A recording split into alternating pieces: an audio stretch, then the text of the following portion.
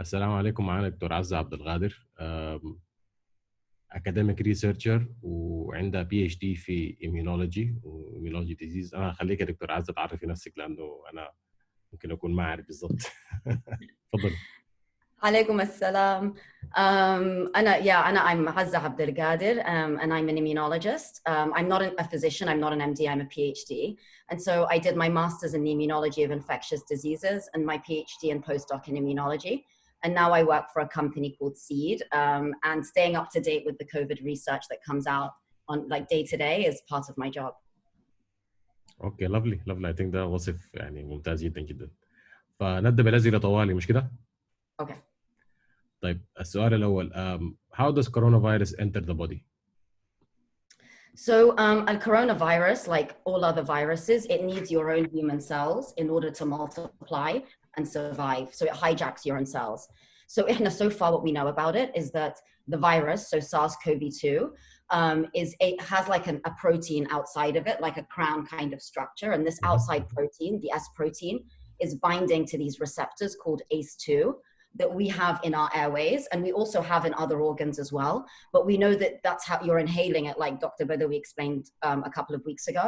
You're inhaling it, and then when the S protein binds to the ACE2, that's how the coronavirus is actually getting into our cells.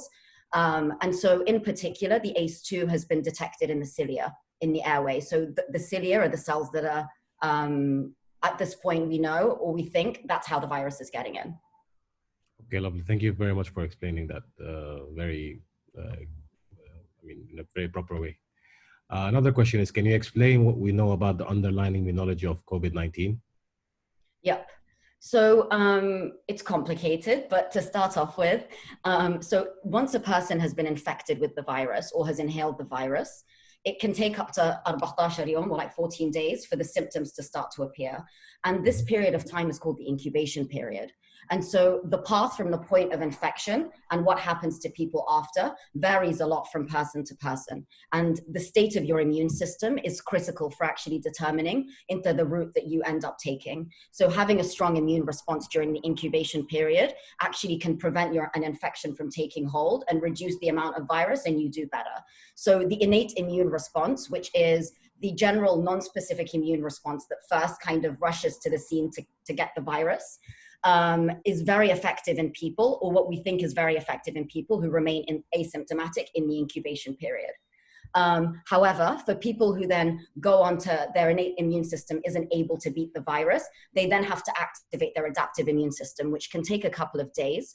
But at this point, we know that what's happening is that after a few days, you're getting mass inflammation, which then moves further down into your lungs. And as it moves down into your lungs, you start to get a lot of fluid that's produced in the air sacs, which kind of leaves, you get this mass inflammation and you get the fluid, and this is the fluid that actually starts to trigger the excessive immune response that you get in the lungs and the coughing that you'll see. So at that point, when you get that fluid, you actually get less room in the lungs for the body to transfer oxygen effectively into the immune system. And so what we know that at this point, you just have this mass inflammation that then continues to beat the virus. But then at that point, your immune system starts to trigger something called the cytokine storm, where you see these buckets of cytokines that are being poured out into the lungs in order to prevent the virus. And this is actually the mechanism that can overreact. And instead of just clearing the virus, you can then end up getting something called acute respiratory distress, which is actually how most people end up dying, when you get this inflammation that overreacts to the virus. So kind of on a high-end level, in answer to that question, we know that the immune response is involved in the pathology of the disease, but specifically which cells and how, we still are in the process of kind of teasing apart. But we know that, for example, interleukin-6, which is a cytokine that like that's responsible for most inflammation, is through the roof in people who have COVID in their lungs. Lovely. What about treatments that can suppress the immune system? Are they working? So it's still too early to know, but at this point we know that any immunosuppressants don't seem to be are contra-indicted, or at least things like low-level methotrexate don't seem to be an issue if you give them to people who have COVID. We don't know right now is the answer to that, but one thing that a lot of companies have started to do is to target specific parts of the immune system. So there are a couple of groups that are looking at going in and just cleaning up interleukin-6 to see whether that can help kind of lower the overreaction of the immune system that you see. But the data is still kind of coming out, and the first initial data hasn't been promising, but we're still waiting for like other data to come out to really know. What's happening to the immune system in asymptomatic infected people? So in asymptomatic infected people, it's a little bit of a question mark. So what we know, as like Dr. Eltayeb alluded to, is that we know that when people are asymptomatic, they're able to still spread the disease because you can be in the incubation period without any symptoms. What we also know is that right before people develop symptoms, so while they're still asymptomatic, and in the people that then go on to develop symptoms, you can see that they have a very high viral load even before the symptoms come on. So that actually, to be safe, has insinuated that even people who don't have any symptoms but have been exposed to it should assume that they're spreading the virus and that the virus is replicating in them. Oh, lovely. Yeah. Okay, so what are antibodies and what do we currently know about COVID-19 immunity? So this is a really important question. So antibodies are part of your adaptive immune response, like we just said. So when you have your innate immune response, the initial one, and that fails, and then it triggers your adaptive immune response, you end up having B cells producing something called antibodies. And these antibodies are like Y-shaped molecules, and essentially what they are, they're specific to the virus. So they're like COVID-specific antibodies that your body has made to specifically go after the virus. And so antibodies are very, an indicator of memory. So if your immune system has started to your adaptive immune response has been triggered and you've started to build an immune, like long-term immunity or a memory response, antibodies are generally a very important part of that. And so, and there are two types of antibodies that are relevant. IgM, which is the first type of antibody that comes up when you get an infection. And then after a few days or a week, IgM will start to switch into IgG, which is the long-term antibodies. So in an ideal situation, these IgG antibodies would stay in your system for years. So if you get re-exposed to COVID, the IgG antibodies would trigger and then you could clear it much more effectively than the first time you're infected. The one problem is that because this virus is still so new, we know that people can mount antibody responses to it. And there's really nice data now coming out from Mount Sinai in New York showing that whether you have a moderate infection with mild symptoms or a severe infection, they're seeing that all of these people have detected either IgM or IgG antibodies. But what we don't know is how long that immunity lasts. We can't say with certainty that that lasts for a couple of months or a year, because this virus has only been around for a couple of months. So we're still tracking to see how long immunity lasts in people. And immunity is important because it will let us know whether a vaccine would work, because essentially the efficacy of a vaccine hinges on how much immunity you can mount and for it to be long-term. So at this point, we have some indicators that in COVID you can get immunity. So all of the early reports of people being reinfected have now been debunked, and turned out that there were faulty tests involved. So at this point, we don't have any clear evidence at mass that people who have had a COVID infection or once can get infected again. There's no data to support that. We also know that in people who mount these antibodies, if you take their antibodies and put them with the virus in a bioassay, that these antibodies are neutralizing. So we know that these antibodies are able to neutralize the virus, which is again positive.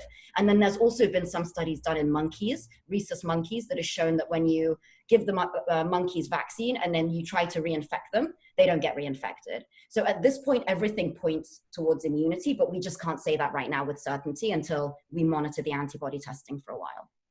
Okay, lovely. How do antibody tests differ from COVID-19 PCR testing?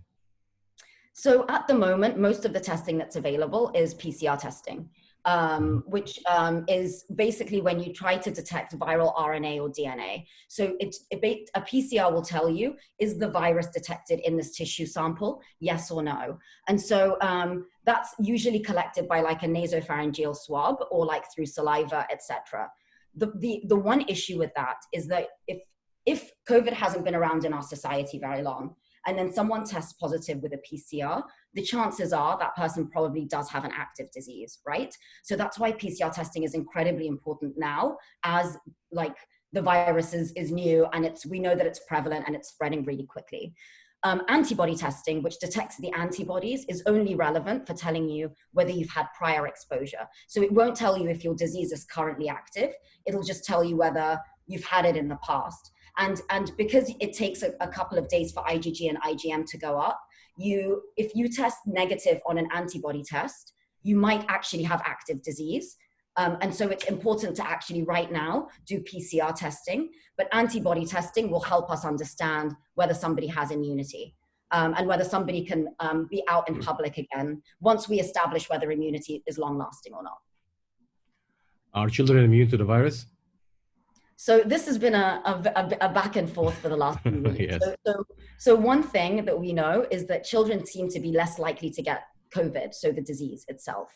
Then we know that you can detect viral RNA and DNA in children. We know that children have shown up positive, both in Italy and China, and now in the US and the UK.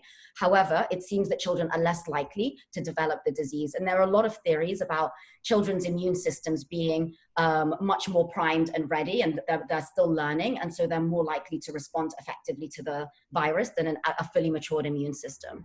But what's really interesting is that in the last couple of weeks, there have been these reports of this autoimmune condition called Kawasaki disease. And it's very rare and controllable. But essentially what it is, it's when you have an immune system that is overactivating, and you usually see it in children that are under the age of 5. And it's when your immune response for genetic reasons or environmental reasons is unable to control itself and it overreacts. And what people are starting to see now is that these rates of Kawasaki are going up a little, still rare, but going up unusually alongside COVID in Italy and in China, there were reports. So what this actually might suggest, and that the children are not immune to the virus. They are able to be infected by the virus, but their immune systems are mounting something. If we're starting to see side effects of an overactive immune response, that actually would insinuate that, yes, children are able to get infected with the virus and that their immune systems are actively fighting it effectively. Okay. And last but not least, why is it important to identify misinformation before passing it on? So one thing actually that I think also Dr. Eltayeb touched on when you spoke to him was that the science is moving way quicker than the field can keep up with peer review. So typically if you write a paper, it goes to a bunch of reviewers, they look through it and then they say to you, you've made all these mistakes, fix them, or they'll say, this paper doesn't make sense, or not everybody can go and publish every scientific study that they're working on. The problem is that at the moment, publications and reports are coming out so quickly that there isn't enough time to have other scientists in the field vet the publications and tell the general public whether they're good or bad science. So you're having a lot of science coming out very quickly, and you've got medical professionals trying to keep up with the science and also communicate them effectively without any misinformation. So for me personally, the way that I identify misinformation, whether I get something on WhatsApp or get sent into my email or anything, I try to check the source and the author of the person who wrote it. Are they medical? Why would they write it? What's their intention, right? Then I try to not rely on only one person to send me information on the virus, because you can't rely on one person to know everything about this when you have public health experts, epidemiologists, immunologists, virologists, and clinicians, and everybody's working on this at the same time. And so you need to look at different sources. It's important to note whether a study has been peer reviewed. Is this a study that has been approved by other scientists in the field, yes or no?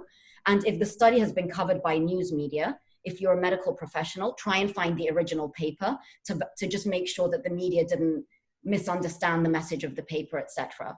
The last thing that I would love to mention here is that try to keep in mind that an anecdote is not so data isn't the plural of an anecdote. What that means is because you know one person where a treatment worked for, that doesn't mean that treatment now works. It means it could be an indicator, but just keep in mind that there are a lot of stories floating around, and without someone having done a trial where they compare the treatment to a placebo, then you can't say with certainty that you know that a treatment is a cure, like that something is a treatment or a cure. شكرا جزيلا دكتور عزة على المعلومات الجميلة اللي اديتها دي. يعني I think it's very useful I think the viewers of this video are gonna get a proper insight on how COVID works and its and the testing and the issues that you mentioned about the antibody and for the children and all that. So thank you so much, Azza, for that. Thank you so much. Well, thank you. All right, take care.